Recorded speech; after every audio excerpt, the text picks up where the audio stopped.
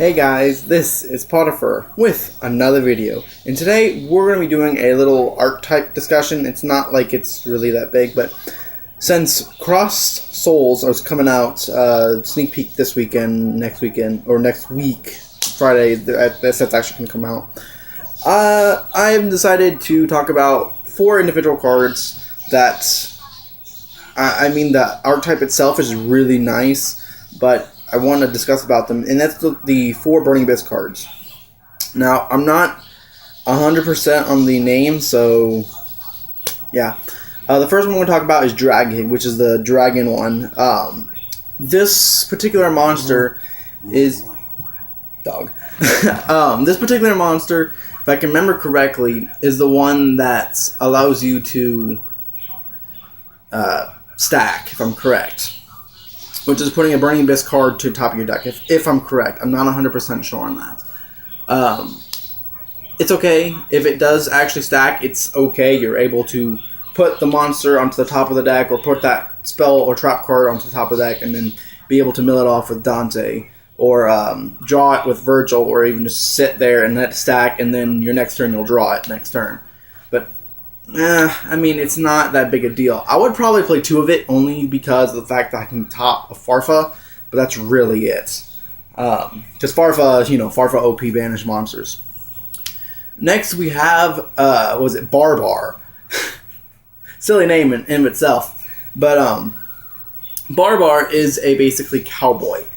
And, honestly, if you're going second, technically saying, and you attack into them with your Dante, and another Dante or Virgil or something like that, and you have them down to 500 life points, and you just still happen to have a Barbar in the graveyard with 2 additional Burning Abyss cards, yeah, you can make a game off that, because he inflicts 300 damage per card that you banish, which is up to 3, so you have a total of 900. So it's basically a cowboy, but you have to banish him with 3 others, up to 3 others, and it really doesn't do much other than that. So I honestly wouldn't play it. It's not that big a card, not that big of a deal card to be doing that with, honestly. Next we have the spell card, which... if I'm correct, is Terminus, whatever. Basically, it's used to get out Dante Pilgrim, or DP. Yeah. It gets out Dante Pilgrim, but Terminus, the extra little thing it does is that you can banish it from the graveyard, and you choose a Burning Abyss monster, and it gains 800 attack. Yay! Now they have a card they can get over freaking towers with Virgil or Dante Pilgrim. Reason why I'm saying this is because Dante Pilgrim is 2,800. Towers is on the field. You special summon Dante Pilgrim. Your spell card's already been in there for a turn, because you can't activate it the turn it actually sent to the graveyard. You banish it, you target the monster, it gains attack, and it goes up to 36. Well, with Towers effect, it will lose 500. So it's now at 31. There you go, you can attack over it. Virgil's 27. Same thing, but you're going to be crashing into it and just going to be drawing 1. It's really it. So, yeah, they have that. And the spell card really doesn't do much other than to use Burning Abyss from your hand or side of the field to the graveyard. It doesn't banish from the graveyard. It doesn't use monsters in the deck to the graveyard. It's just basically a polymerization. It would be better if it could be used to the deck, but it isn't. So it's a card that probably people will be playing at most 2, unless they are playing around the Fusion archetype, which they would... not a lot of people would, but I would think that no one would really do that. So it might be at 3 in that happening instant, but most in any Burning Abyss deck would be at 2. And last but not least, we have Dante Pilgrim.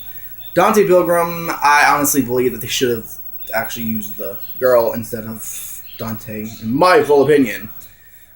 So, the effects.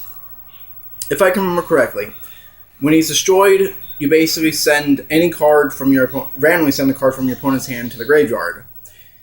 It has another effect. I can't remember what it was. It was something. Oh, it was Dark World. No, it wasn't Dark World Dealing. Yeah, it was Dark World Dealings. My bad. Dark World Dealings, basically backwards Dark World Dealing. So instead of it sending or drawing one, sending one, you were to send one, draw one. So it's kind of like Hand Destruction as well, but only one card. Yeah, see, I make these comparisons and I actually remember them. So, and he's a 2800 attack. So, I mean, he's the highest beater for Burning Abyss right now that successfully has the highest attack, and you can still play your other Burning Abyss. But with these 4 cards, they're not that great. Honestly, with DP,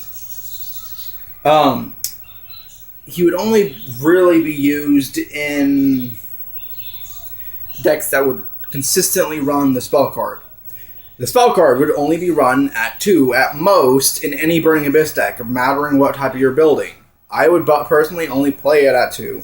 Now, I'd also have to test it, which YGO Pro on the phone app doesn't really have at this moment in time. Yeah. And the other 2, I would only really play Dragig. I would not play Barbar, just because of the fact that once you play Barbar, if you're playing in a match, your opponent can actually side against it really easily to make it so that no cards are banished. And yeah, it just doesn't seem well, because you have to have the graveyard for Burning Abyss. If you do not have the graveyard for Burning Abyss, you're basically screwed. So, that's my opinion on all 4 of those cards. Go ahead and leave your comment down saying how you think about these 4 cards, how it would change the meta, and what you guys would play at in your version of Burning Abyss if you play Burning Abyss. So, hope you guys enjoyed the video. Please subscribe, become a mate today, comment, rate, and I'll see you guys next time. Here comes the paw.